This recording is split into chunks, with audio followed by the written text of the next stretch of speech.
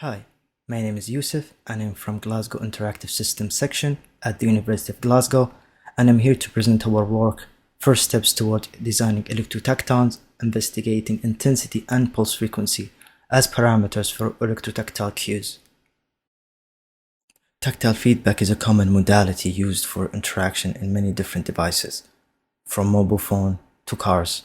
Through the use of touch, rich information can be delivered to the skin.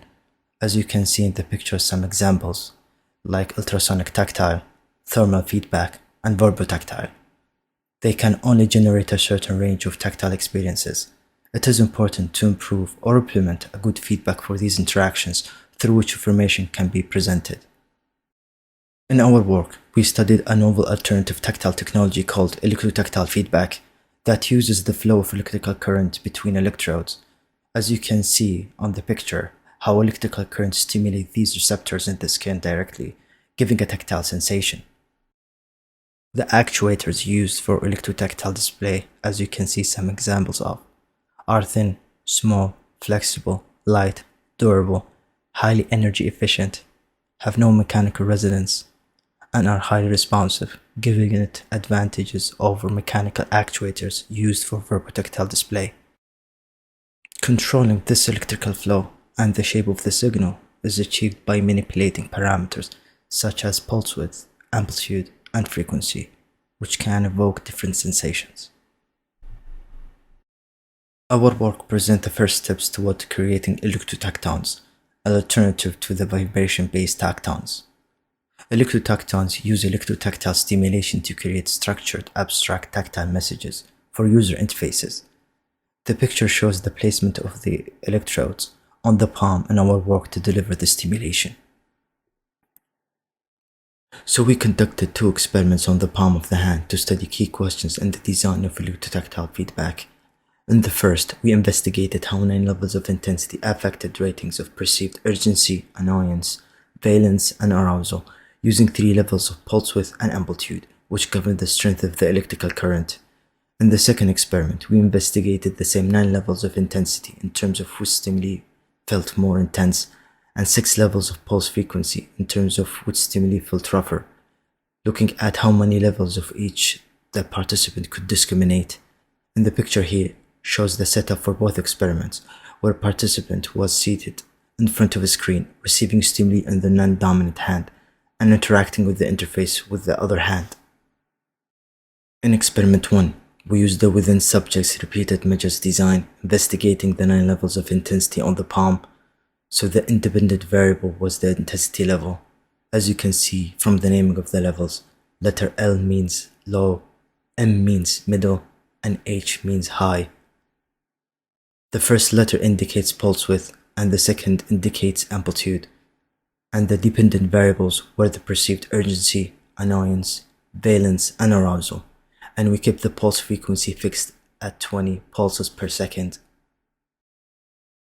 In each trial, we presented a cue for 1 second to the palm of the participants, and they would answer 4 questions, rating each of the sensations on a Likert scale of 7 points. We did 4 blocks of the 9 intensity levels in a random order. After performing the statistical test, we found that intensity had a significant effect on all perceived sensations. When we performed the post-hoc Tukey test, we found uniquely distinguishable levels for each of the sensations: 5 for urgency, 3 for annoyance, 2 for valence, and 3 for arousal. In the second experiment, we used the within subject design using the same setup as experiment 1 and consists of 2 parts. The first investigated the discriminability of the same 9 levels of intensity from experiment 1. The second part investigated the discriminability of 6 levels of pulse frequency. In each trial, participants were presented with a pair of stimuli, each for 1 second with 1 second in between, in a random order, and were asked which one was more intense in part 1 and which one was rougher in part 2. Pairs of the same strength and pulse frequency were excluded.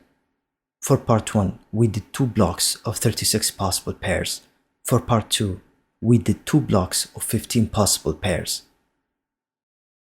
After performing the statistical test for part 1, we found that intensity had a significant effect on perception, as we can see from the figure, with increasing level causing higher rating of intensity.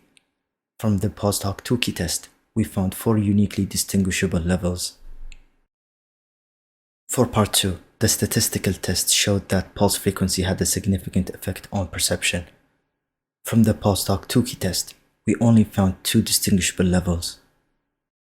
Our work explored the design space of electrotactile feedback for creating effective cues and has provided an insight into the importance of different parameters such as intensity and pulse frequency for designing electrotacton. The findings from experiment 1 showed that electrotactile feedback can evoke a wide range of sensations from calm, non-urgent and not annoying to highly urgent, alarming and annoying.